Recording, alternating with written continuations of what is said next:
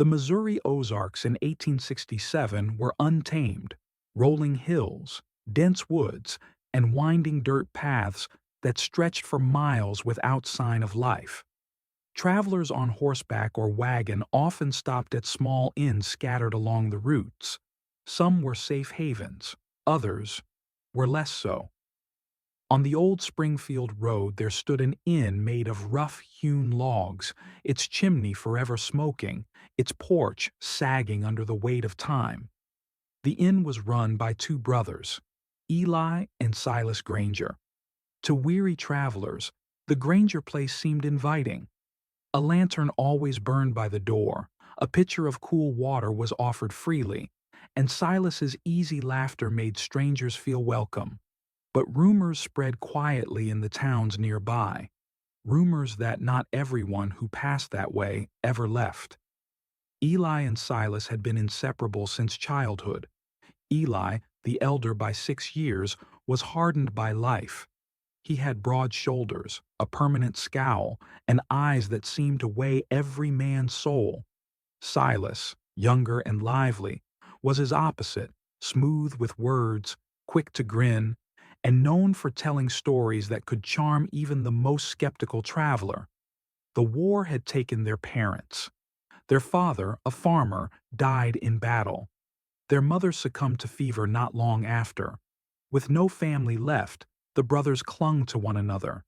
They inherited the inn and turned it into their livelihood. But grief and bitterness festered, shaping them into something far from ordinary innkeepers. One humid summer evening, a man rode up the dusty road. His name was Samuel Porter, a Civil War veteran who had seen more than enough death. He was tall, with a weathered face, and carried himself with quiet caution. His horse was weary, his body sore from the long ride.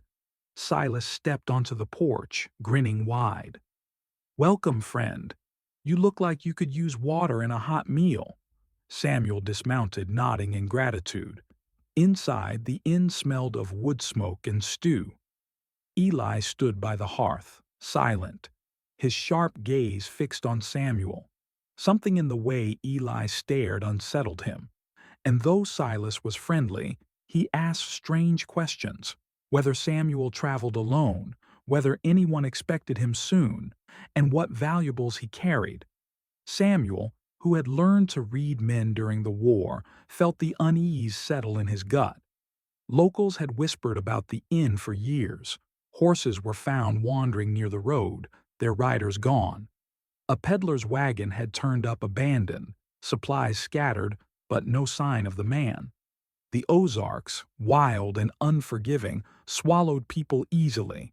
Bandits lurked, accidents happened, and wild animals prowled. But when too many went missing near the same stretch of road, suspicion grew. Yet the sheriff never found proof, and the Granger brothers kept smiling, serving water and stew to any who stopped. That night, Samuel lay in the small room Silas had offered him. He left the candle burning low, pretending to sleep. His instincts whispered danger. Just after midnight, the floorboards creaked. Shadows moved under his door. He held his breath. A voice, Eli's, muttered, "Now?" A pause, then Silas's softer reply, "Wait." Samuel's hand gripped the pistol beneath his pillow. He had seen this game before, in war camps, when men waited until another slept to slit his throat. He knew he was prey. At dawn, Samuel rose before the brothers stirred. He slipped outside, his boots crunching softly on the dirt. The inn looked ordinary, but something gnawed at him. Behind the kitchen, half hidden by stacked firewood, he noticed a wooden trapdoor. It was heavy, but Samuel pried it open. The smell hit him first, damp, metallic, and foul. Down in the cellar he found more than barrels of food. Ropes lay coiled like snakes. Chains hung from beams. The floor bore dark stains, old and brown. On a shelf, a collection of trinkets glimmered. Wedding rings, lockets, pocket watches. Belongings no innkeeper had any right to keep. Samuel's chest tightened. The rumors were true. The Grangers weren't just innkeepers, they were predators. Silas drew travelers in with his charm, while Eli handled the brutal side of their scheme. They had perfected their act: offer water, food, and a bed, then strike when their guests were most vulnerable. The valuables were taken, the bodies buried. The Ozark wilderness concealed their sins year after year. Samuel saddled his horse, ready to leave, but stopped. He thought of the trinkets, the rings, the watches. Each one belonged to someone whose life had been cut short. He had a choice: ride away quietly and survive, or confront the brothers and risk his life for the truth. He chose the latter. His conscience, scarred from war, refused silence. That evening, at supper, Silas asked about Samuel's family. Samuel lied, "Lost them all in the war. No one waiting for me." Eli's lips twitched, the faintest smile. Samuel knew then. He was marked for death. That night, Eli crept into Samuel's room with a knife. But Samuel was awake, waiting. In a flash, he grabbed Eli's wrist, twisting the blade from his hand.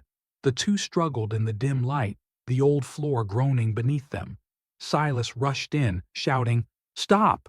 but froze when Samuel leveled his pistol at them both. "How many?" Samuel's voice was like gravel. The silence was answer enough. Under the gun, the brothers broke. Eli, his voice flat, admitted what they had done. "War took everything from us. We learned men die easy. Out here, no one notices when a few more go missing. We took what we needed. We survived." Silas, trembling, added, "We never meant it to become this. But once it started, we couldn't stop." Samuel's stomach turned.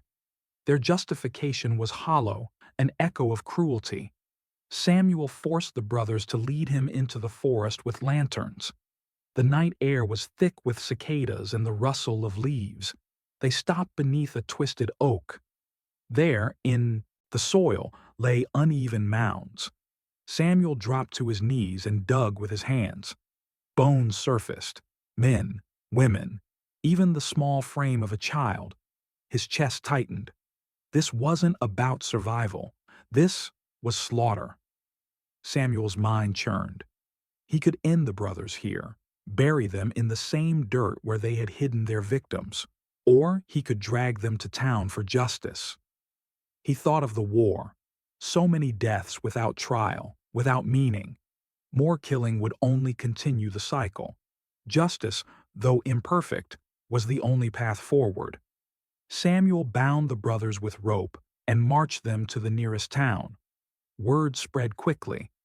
The Granger brothers, charming Silas and stoic Eli, were killers?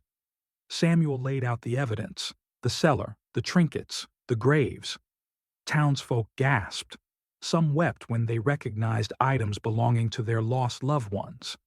The grief of mothers, the cries of widows. It was undeniable. The inn had been a graveyard disguised as a sanctuary. The trial was swift.